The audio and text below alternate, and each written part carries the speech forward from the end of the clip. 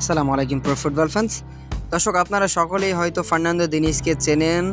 মূলত ফার্নান্দো দিনিজ কিন্তু বেশ কিছুদিন ব্রাজিল জাতীয় দলের হয়ে তিনি কোচিং করিয়েছেন এবং সেখানে তিনি কিন্তু পুরোপুরিভাবে ব্যর্থ হয়েছে। তার অধীনে ব্রাজিল দলটা যেন তাদের ইতিহাসে সবচেয়ে বাজে অবস্থায় ছিল।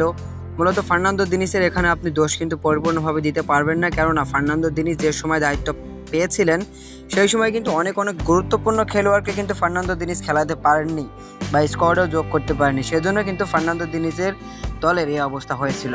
তবে ফার্নান্দো দিনিজ কিন্তু দুর্দান্ত একজন কোচ, এটা মানতেই হবে। কেননা ফার্নান্দো দিনিজ কিন্তু ব্রাজিলের ওই দল নিয়েই কিন্তু আর্জেন্টিনার বিপক্ষে 4টি স্ট্রাইকার নিয়ে ম্যাচ খেলেছে, কলম্বিয়ার বিপক্ষে 4টি স্ট্রাইকার নিয়ে ম্যাচ খেলেছে।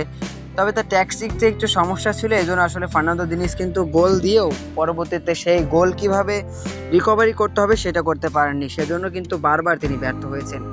যদিও কিন্তু ইনজুরিতে থাকা প্লেয়ারগুলোর জন্য কিন্তু ফার্নান্দো দিনিজকে স্যাক করেছে ব্রাজিল ফুটবল ফেডারেশন।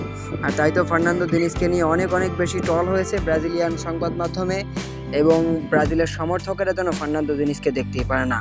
মূলত ফার্নান্দো দিনিজ কিন্তু এবার নেইমার জুনিয়রকে নিয়ে একটা কথা বলেছেন। তিনি এখন বর্তমানে ফ্লুমিনেন্সে আছে, ব্রাজিলিয়ান লিগের ক্লাব, তো সেই ফ্লুমিনেন্সে আছে। এবং ফার্নান্দো দিনিজ কিন্তু নেইমার জুনিয়রকে নিয়ে বলেছেন, নেইমার জুনিয়র ফুটবল ইতিহাসের অন্যতম সেরা একজন খেলোয়াড়, তিনি একজন ফুটবল জিনিয়াস।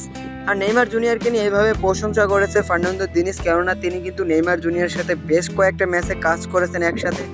তো তার সেই তিক্ত অভিজ্ঞতা থেকে কিন্তু ফার্নান্দো দিনিজ নেইমার জুনিয়রকে নিয়ে প্রশংসায় ভাসিয়েছে। আর নেইমার জুনিয়রকে নিয়ে প্রশংসা করার পর থেকেই এই কথাগুলো যেন রীতিমতো সোশ্যাল মিডিয়াতে ভাইরাল হয়ে গিয়েছে।